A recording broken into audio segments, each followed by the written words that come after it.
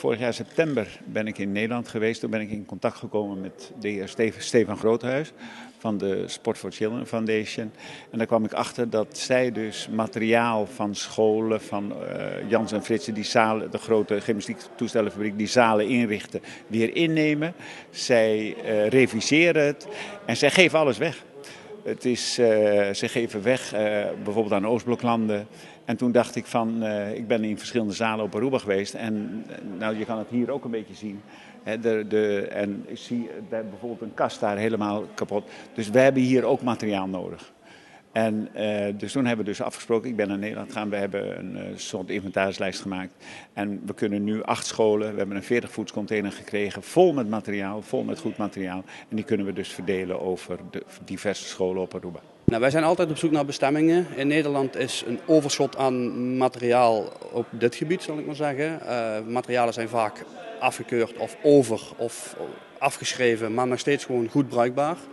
Weggooien vonden wij zonde en Leo de Hertog heeft mij benaderd van is het mogelijk om een donatie op Aruba te doen. En zo is eigenlijk het balletje gaan rollen. We zijn net bij EPB Sint-Nicolaas geweest. We zijn nu bij Colegio Arubano Sint-Nicolaas en Ibiza. Want Ibiza krijgt dagelijks ongeveer 500 kinderen van diverse scholen die ook gymnastiek onderwijs krijgen. Het Sportcentrum Sint-Nicolaas is een lugar basta hopi anya, basta biobambisa e tem hopi material que nós temos que falta material.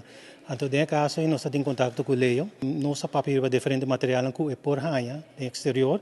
E com o hopi gosto, nossa turma é honor de punter algum material que nós meestal kennen para Sportcentrum Sint-Nicolaas. Wij zijn gewend om die spullen te leveren in bijvoorbeeld Oostbloklanden waar ze helemaal niets hebben. En dat komt omdat dat binnen de EU ligt en voor ons relatief goedkoop is om het daar naartoe te brengen.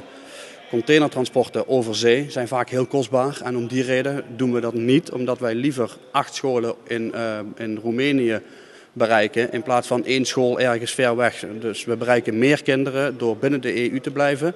Maar dit transport en alles hieromheen is volledig gesponsord en daarom hebben wij dit nu gedaan zo. Porque a situação de lugar, pero está dentro que tem 500 gente per dia. Tanto meinta como a tarde tudo junto, tá chegaram de 500 gente. Caminha escola não tá se uso, põe uso de facilidade que não, pero também a tarde é diferente organização de judo, capoeira, ping-pong, jiu-jitsu, basquetebol, tessa turnen não tá se que tem.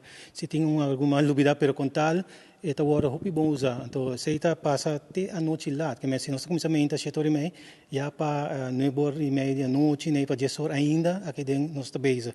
Dus PC mês, esta desde que nós também nós chama é comunidade, é grupo não que está se usa de material não que sempre nós usa, que não portei e assim mais facilidade, mais uso de facilidade não.